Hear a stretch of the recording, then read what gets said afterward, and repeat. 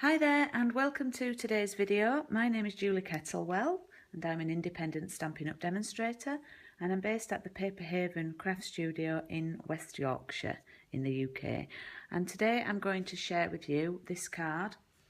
I got this design from a lady called Dawn Griffiths in the USA, but I've amended it to use metric measurements for those of you in Europe, and this will fit in a standard C6 envelope. So that is the Santa version, and then I've also got a gingerbread man version. Okay, and Dawn calls this a 4-fold card, so I'm going to refer to it as a 4-fold card. Okie doke. So this probably could be a little bit longer than my other videos, but I don't want to keep it too long for you. So we're going to start. I'm starting with 4 pieces of real red cardstock, and these measure 10.5 centimetres by 14.8 centimetres. So you need 4 of these, and you do get 4 from one A4. So that's sort of how it would look on the A4. And then you can see that I've already adhered some of the Candy Cane Lane DSP onto the real red, and the measurement that I've used for the Candy Cane Lane is 9.7 centimetres by 14. Okay. Now I have only put the paper on 3 of the real red pieces because I want to keep one blank, and the reason for that is because I want to keep the back of the card blank so you can write your greeting on here, because otherwise if I'd put paper everywhere there'd be nowhere for you to write your greeting.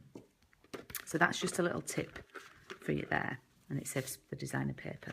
So we are going to score all of our pieces at 5.25, and there is a little groove already in the metric plate. I'm on the Simply scoreboard, so we're going to score at 5.25 on all of the pieces. So those amongst you will have worked out that 5.25 is half of the 10.5 width measurement. Okay. So I've scored. So yeah, we are scoring through 2 pieces. Just move that out of the way. Okay, now comes the trickier bit. What we need to do is we need to cut a circle from all 4 pieces. Now this is where the magnetic plate comes into its own. Now for those of you who want to be mega accurate, then you could find the centre. Obviously we've got the centre line there, but you could find the centre down here and put a little pencil mark in the middle. I'm just going to go by the rack of my eye, as my friend Jane would say, and I'm going to die cut this. Now we will do that for all 4 pieces. And while I'm filming this, I'm obviously doing it in real time, and if I've been really good and worked out how to do it at this point, I may just have worked out how to speed this up so you don't actually have to watch me die cutting all of them. Now obviously you can only do one at once.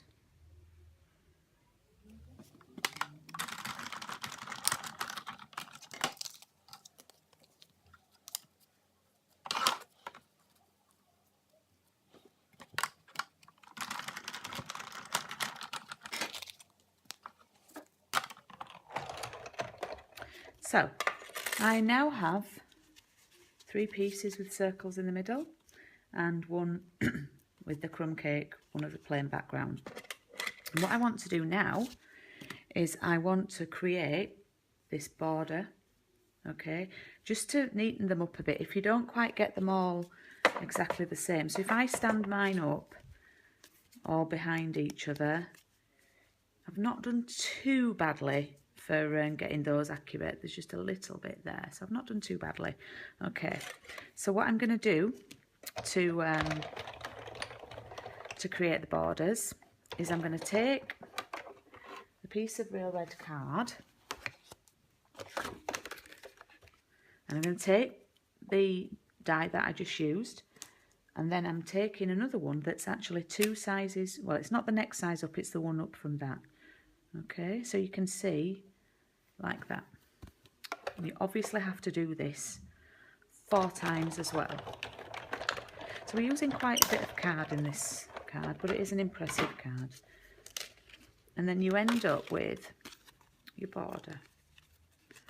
Okay, so I've already done 3 more of those, so I've got 4 of those. Okay, now you will end up with lots and lots of spare circles and things. Great for little tags. Use those for tags. Okie dokie. So we'll move the big shot out of the way. So we now have our 3 and 4, and then we've got our borders. Okay, so what I'm going to do, I'm going to take one of them and I'm going to pop some tape. This is a tear and tape. I'm going to pop a bit there and a bit there.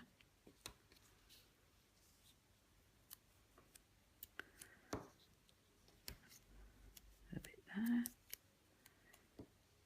and a bit there. Okay, I'm going to pull the back off that. You watch, I won't be able to do this live on video now.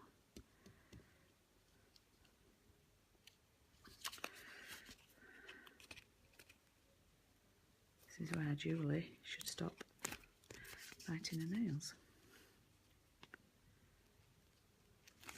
Okay, last one.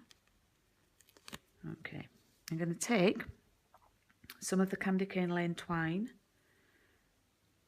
and I'm going to put it on the crease, exactly on the score, and it's going to adhere to the tape that I've popped there. Okay, so you want to pull it quite tight. All right, so we've got that, and then we're going to start by sticking it all together. So you start folding these, because remember we scored them, so I just used Tombow for this. So remember, you don't have to be that generous with your Tombow, just do it. That is plenty. Okay, and that's going to stick there. So we basically just keep sticking them. So take another one, fold it, you can put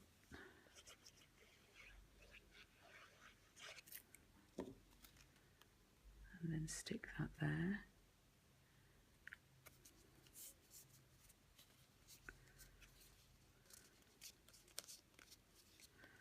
And then take the last one,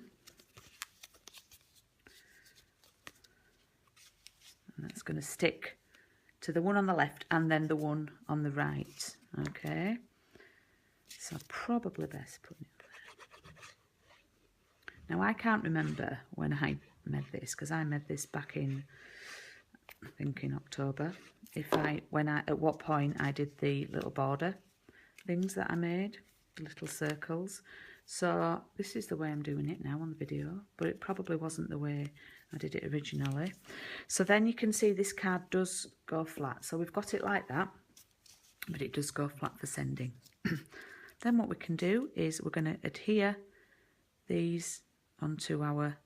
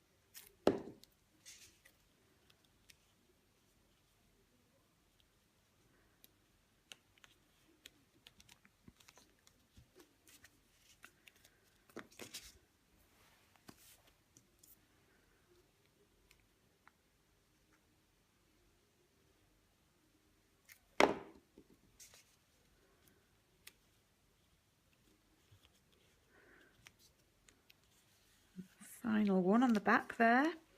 So you want to take a little bit more time doing this than I've done. You need to sort of make sure they do fold in when they stick.